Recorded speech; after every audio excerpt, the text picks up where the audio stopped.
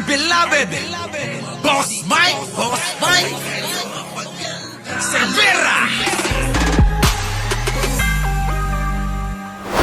O eto na, sumugod ho mga kababayan, sumugod sa Senado si Congressman Alvarez ng Palawan. Hala ka. Grabe mga kababayan sumugod talaga. O eto na. Senate President Alan Peter. Ayun tingnan nyo. Si Marcoleta Pansin nyo ba si Marcoleta? Nung pinaupo na po si Congressman Alvarez, kasi pumunta nga dyan dahil nabanggit daw yung pangalan. Sabi ni mga kababayan ni Congressman Alvarez, bakit ako kasama dyan? Wala mga kaming transaksyon ni Saldico na amo nyo. Wala rin siyang utang sa akin at wala rin akong utang sa kanya. Wala akong dapat bayaran sa kanya at wala rin siyang dapat bayaran sa akin. Gusto kong liwanagin kaya ako nandito. Dahil binanggit nyo yung pangalan ko. Sabay tayo si Marcoleta mga kababayan. Tumayo si Marcoleta, biglang nag-scared parang gustong gayahin si Bato. Gustong kumaripas ng takbo. Takot pala ito mga kababayan no? Takot pala si Marcoleta, no? Eto na mga kababayan ko. Pakinggan ho natin ang buong kwento. Ito na. Salamat, Senate President Alan Peter. Maraming salamat po. Nung nakita ko po sa Facebook na nandito yung mga sundalo, sana naabutan ko dahil wala namang masama na mag-usap. Nakita nyo? Nagpulasan ho yung mga natire na mga Marines, tapos kasabay ni Marcoleta. Nakita nyo mga kababayan ang katarantaduhan nila? Kung kailan meron silang makakausap na po pwedeng kumontra, abay nagpulasan ng takbo ang mga putang ina. Kaya naiwan ho ngayon si Congressman Alvarez. Pakinggan ho natin Pakinggan natin itong matapang na taga Palawan. Pasok! Tatanungin ko lang sana kung sa akin ba nila binigay yung malita. Yan. Nagbabanggit ang pangalan ko, kawawa naman yung pamilya ko, hinahanap sa akin yung malita So, ganoon lang po kung maaari. Wala man akong sama ng loob. Kaya lang, siyempre, takbo ko agad ako dito. Alam ko nandito ka Kung wala ka rito, hindi man ako pupunta rito kita nyo si Cayetano. Mukhang tuta, Alam nyo, may kikwento ko dyan, mga kababayan. May nagsabi sa akin, si Cayetano daw, nang iiwan talaga ng kasama yan. Nililigtas lagi yung sarili. Kahit nasabay-sabay kayo na lumalaban, pero kapag naipit na si Cayetano, iiwang ka niyan. Ganun ang ugali ni Cayetano, mga kababayan ko. So, eto na mga kababayan, pakinggan natin ang mukhang tuta. Ayan na si Congressman Alvarez. Nasa harapan mo na. Kapag ka wala kang karap, ang tapang-tapang mo. Matapang lang mga kababayan sa cellphone, sa live, sa Facebook. Pero kapag ka may kaharap na, mga kababayan ko, umuurong na ang mani. Umuurong ang mani ni Cayetano. Kaya lang, siyempre, takbo ko agad ako dito. Alam ko nandito ka Kung wala ka rito, hindi man ako pupunta rito Saka nandito Senator Marcoleta. Alam naman nila, papasukin nila ako. I vehemently deny that meron po ako natanggap. Wala akong utang si Saldico sa akin. Wala din akong utang sa kanya. At wala kaming transaksyon na maaari ko siyang bigyan o maaari niya akong bigyan ng pera. Umalis na si Attorney Rondain.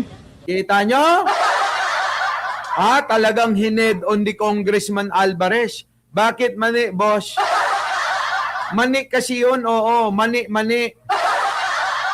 Kasi Rose Agsalud ginagawa pang issue Nasaan na daw yung abogado?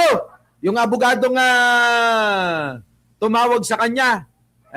Eto ho yung abogado, eto rin ho yung congressman na sinasabi niya na tumawag daw yung staff ni Mike Defensor para sulong yung pong impeachment complaint laban kay Pangulong Bongbong. Kita nyo mga kababayan, ano? So ito yung congressman na yun. Sige, tuloy. Nauna nang umalis. Kausap ko siya nung isang araw. Sabi, pakiusap ko sa kanya, kumuha ka lang ng isang note kay Saldi, kung makausap mo siya, na wala si Saldi pinadalang malita sa akin. Kita nyo? Yun lang po, hindi ko sinasabi na hindi totoo yung mga sinasabi ng mga Marines, no? Ang akin lang, na ako, wala akong tinanggap personally, for me. Yan, yung sarili niya. Ang daladala niya, yung sarili niya lang. Sinasabi niya na sinungaling at mukhang may mali sa sinasabi na nakatanggap daw ng maleta itong si Congressman Alvarez. Ang ang tapang sinugod yung Senado. Malupit to. Dahil, modesty aside, ganito lang po ang buhay ko, hindi naman ako naghahangad ng malita-malitang pera. Kita nyo? Alam nyo, yan ang gusto ko eh. Yung bang makontento ka sa kung ano yung sapat lang, hindi yung kailangan mo ng maraming kwarta, nagiging problema yan. Yung masyado kang mapaghangad, yung masyado kang naiinggit sa swerte ng iba, diyan ka mapapahamak. Sapat na ho yan, mga kababayan. Sabi ni Adictus Rex, kokonti pa lang daw yung nagla-like sa inyo. Nakakalungkot naman. Tuloy. Ganun lang po. Sek, maraming salamat. Baka pwede silang magtanong. Yes, of course po. Baka pwede kayong magtanong. Okay lang. Mga 5 minutes, parnik. I'm not taking much of your time. Take your time. It's your right. Kita nyo si Alan Peter Cayetano, no? Nagmukhang tuta, mga kababayan, ano? Nabanggit ko siya. Salamat ako dahil nakahabol pa ako. Akala ko abutan ko sila eh. I just want to ask them, kanino nila binigay? Dahil wala man akong tinanggap sin. Or, Actually, nakita ko text nyo po, tapos na rin talaga. At pinakyat ko, but precisely why we want everyone named to have their opportunity. And I thank you, Gob. Alam mo kung hindi pa sila tapos, hindi ka nila paakyatin, maniwala ka. Naniniwala ba kayo, mga kababayan, na paakyatin ni Peter Cayetano yan? Kung kasalukuyan silang naghihiring? Siyempre hindi, mga kababayan. Pinaakyat na lang nung tapos na. Nagmadali nga sila no? Bigla-biglang tinapos agad di ba? Hindi naman ganyan ang hearing Minsan nga umaabot pa ng madaling araw Pero ano nangyari, mga kababayan? Ilang oras? Wala pa yatang 2 oras, tapos na yung hearing nila.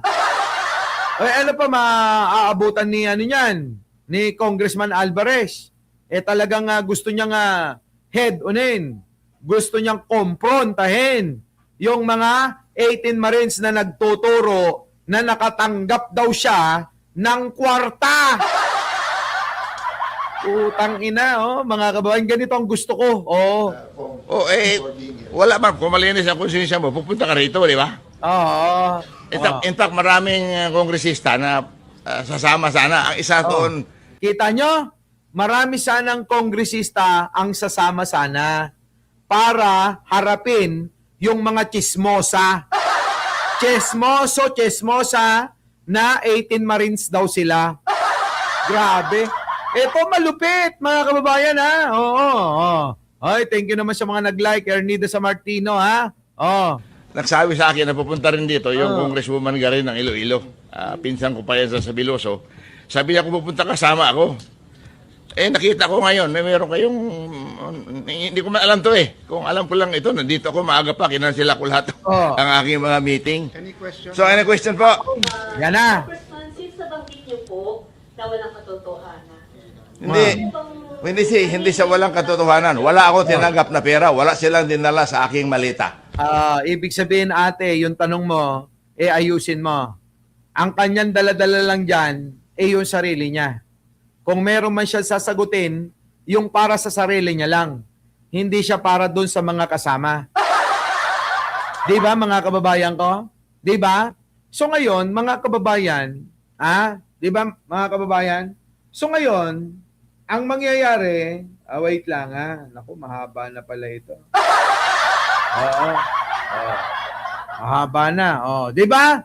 Ngayon, ang mangyayari, mga kababayan ko, yung mga gustong sumama sana na mga kongresista, sila rin ang sumagot para sa sarili nila.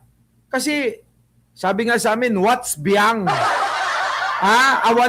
Awan bibiyang na walang pakialam siya sa mga irarason o paano nila ididepensa yung sarili nila. Kaya si Congressman Alvarez, siya lang dapat ang tanungin tungkol sa issue sa kanya. Sa mga mali-maleta daw. Dahil hinahanap na raw sa kanya ng asawa niya kung saan niya dinala. Baka nga naman, baka naman iniisip din, parang si Tito Soto, baka mamay iniisip merong kulasisi. Baka merong chika babe na bata. Parang kay Villanueva daw. Di ba Villanueva? Sabi nila meron ka daw kulasisi. Loko tong mga to. Patunayan mo ang hindi. Kasi sabi nila meron ka raw kulasisi na nagngangalang Angelica. Mukhang yung nagrereklamo, yung nagpapakalat niyan, yung naagawan mo. Mukhang yung nagrereklamo, yung mga nambuko niyan, yung naagawan mo. Maliwanag ko si Congressman Alvarez, sarili niya lang ang dala-dala. Ibig po ba sabihin, questionable yung mga sinabi kanina ng iba pang mga witness? Hindi ko kasi narinig Nasa kalsada ako kanina. May meeting ako kanina sa dito sa PIMS, yung motor show, nandun ako. Kami nagbukas Umalis ako doon mga alas 10, pumunta ako kay RSA sa San Miguel. Nako. After San Miguel, may alauna ako sa Manila Golf. On the way to Manila Golf, hindi ko lang maiwasan yung Manila Golf dahil may appointment taga China at saka mga taga PhilInvest Bank na mag-meeting doon. Inintroduce ko lang, takbo ka agad ako rito. Akala ko maabutan ko pa. I'm sure papasokin ako ni Senate President Cayetano dahil matagal na kami kakilala nito tatay pa niya, kasama ko na. Ano po kaya ang Kita nyo, buhay pa, no? yung kinalagkat yung pangalan niya as you were saying hindi po totoo? Mahirap man ako magsabi ng motibo. Ngunit, siguro may kinalaman doon sa pinadala sa akin ni Mike Defensor. Nandito po ba si Mike? Ayan na mga kababayan Eto na ngayon. Baka daw may kinalaman siya pinadala daw ni Mike Defensor. Hala ka. Ano yung pinadala? Wala na. Nakalis na. Mga 1:30. Si Mike Defensor nagpadala Wala. sa akin ng impeachment ni Pangulo. Nako. Nandito. Yan yung pinapa-sponsoran mga kababayan. Nagpadala daw ng sulat ang nagngangalang Mike Defensor para sponsoran daw ni Congressman Alvarez. Putang ina mo, Mike Defensor, malamang, iaano niya na naman to, itatanggi niya itatanggi niya yan. Nuknukan na sinungaling yung ngungu na yan ngayon, mga kababayan, eto na yung i-sponsoran dapat na parang hinihingi ni Mike Defensor. Laka? Yan tuloy. Sa cellphone ko, gusto nyo makita? Ayan na. May ebidensya. May ebidensya. Pagkatapos, pinadala sa akin na kung maaari daw endorso ko. Nung hindi ko inendorso, bigla na lang ako nagkapangalan dito. Sabi ko sa inyo, tama yung ating pagkakaanalisa rito na kapag ka ikaw kumokontra sa gusto ng kampo ni Duterte, kasama itong mga alagad na katulad ni Defensor, gagawang kanila ng issue.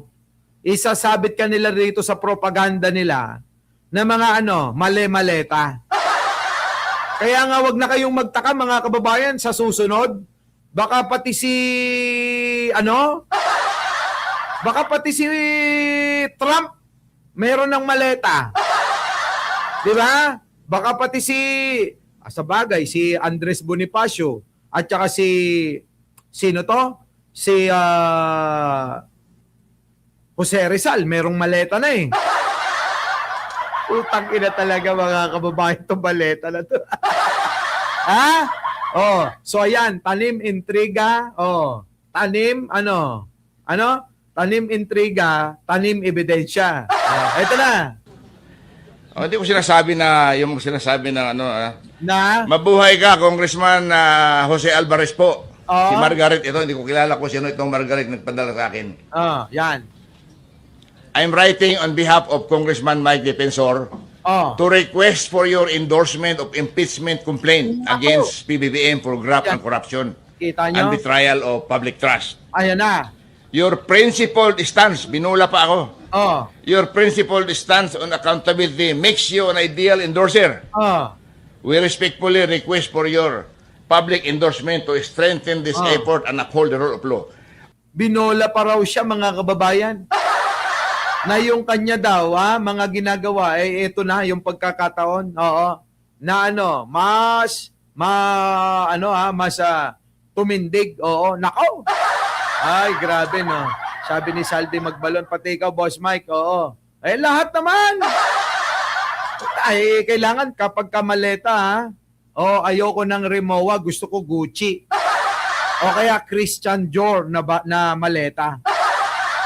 Kasi meron na akong Gucci pala, meron na akong Louis Vuitton na maleta.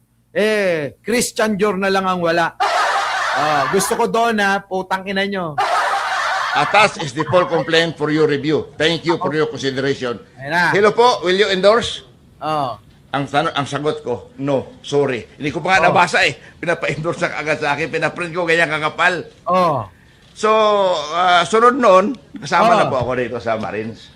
Nako. Pero I can say categorically, wala po akong tinanggap na malita galing kay Saldi ko dahil wala naman utang si Saldi ko sa akin. Wala din ako utang sa kanya. Okay? So, kita nyo mga kababayan, katarantaduhan talaga. Alam nyo, ako naniniwala talaga si Mike Defensor ang utak netong itong manager ng 18 Marines. Kayo, mga kababayan, ikaw, John Wick, eto,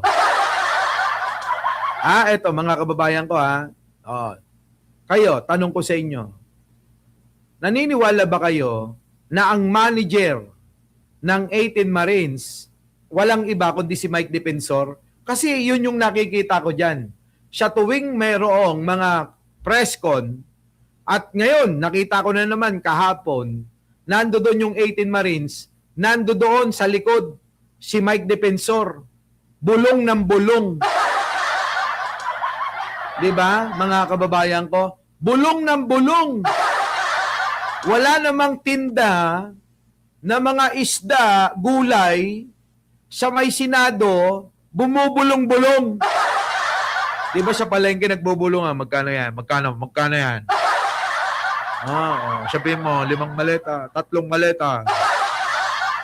Diba? Kayo, mga kababayan, isipin nyo maigi yan. Basta ako, yan ang opinion ko, Opinion ko kasi lagi nakikita. Maraming salamat. Tanyo. Inamayan. Pasensya na. Thank you very much. Walang pasensya, sir. Tong, ayos yung ginawa mo. Sa akin, Sa akin, personal. Ayos po yung ginawa netong si Congressman, mga kababayan. Sana man lang, nakasama yung iba. Kasi sabi nga ni Kong Alvarez, marami sana kaming congressman na mga nabanggit ang gustong humarap sa inyo. Kaya lang, hindi na nabigyan ng pagkakataon. Kaya, siya na lang mag-isa. Yari, mga kababayan,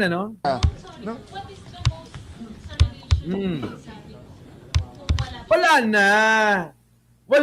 Kaya nga sabi ni Addictus Rex soplak agad ang bogus press con. Syempre, paano hindi masusoplak yan?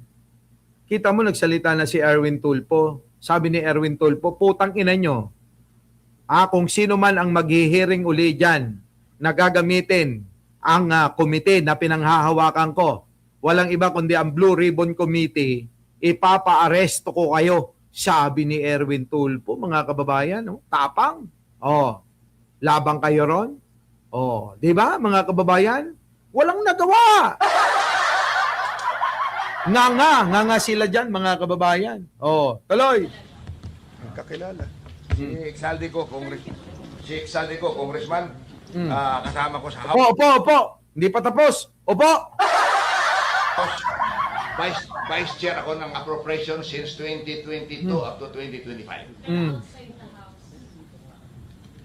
Sinasabi nga doon na palagi ako nakikita sa yung anong bahay, Park House. Townhouse daw po. Lagi daw pa kayong pumupunta sa townhouse. I've always seen in the Park House. Wala ko. Saan ba yung Park House na yan? Wala ko alam kung saan yung Park House. I do not go to Saldico sa Horizon Homes. I know he had an apartment there. Kaibigan ko sa Saldico, bakit? Wala mang masama eh. Vice Chair ako sa appropriation. Ngayon, Vice Chair pa rin ako sa appropriation eh. So gusto ko na sana, naabutan ko yung mga Marines para at least sa akin ba yung talaga binigay yung pera? Tatanungin niya lang naman daw kung sa kanya ba daw talaga ninyo binigay yung pera. Diba aquarium house pala yun. Aquarium house. Yung negosyo ng pamilya ni Mike Defensor yun. We will make sure na in the next hearing, inform lahat. Ah. But what I wanted Tawag mo na ako para what I want to assure yung cabinet at saka, yun nga, wala na. tao ang mag-judge, pero welcome kayo i-confront. Walang yung parliamentary witnesses. courtesy. Pupunta ako rito dahil Yes. we just want to confront kung ano yung... Hindi man ako delikado, Senator Alan. Kung mayroong tatlong malita, tatanggapin ko, di ba? Kita nyo? Sabi kay Alan Peter Cayetano, kung may 3 maleta, tatanggapin ko. Di ba? Basta walang resibo pinapapirmahan. Di ba? Nagbibiro lang si Congressman, but he's here to clear his name. Kawawa naman ako. Which is the process. Diba? Di ba? Pag nabanggit kami sa House, we are also given the opportunity to answer. Kaya nga, Yan ang problema. Nag-hearing kayo na nag-hearing. Hindi nyo muna pinag-aaralan kung totoo yan. Ang dami nyong lapses. Ngayon, ang problema pang isa, eto ngayon, mga kababayan, si Loren Legarda. Di ba? Loren Legarda, nakasama nyo ngayon. Paano yan? Paano nyo ngayon sasabihin kay Loren na kasama ka talaga rito? Dahil ito yung affidavit ng mga Marines. Kasama si Loren Legarda na nakatanggap ng maraming maleta. So paano ngayon yan ipapaliwanag kay Loren Legarda? Kahapon, nabwisit yata, hindi ho nagtagal si Loren, umiskerda. So paano ngayon ito? Nako mga kababayan, gulo. Kaya magugulat kayo, baka etong si Loren Legarda, baka bumalik na sa kanyang dating mga kasama. Wala mga kababayan, iba-iba kasi ang sinasabi. Halos live natin, iba-iba yung ating pinapakita ng mga diferensya nila eh. Di ba? Our beloved Boss Mike Cervera.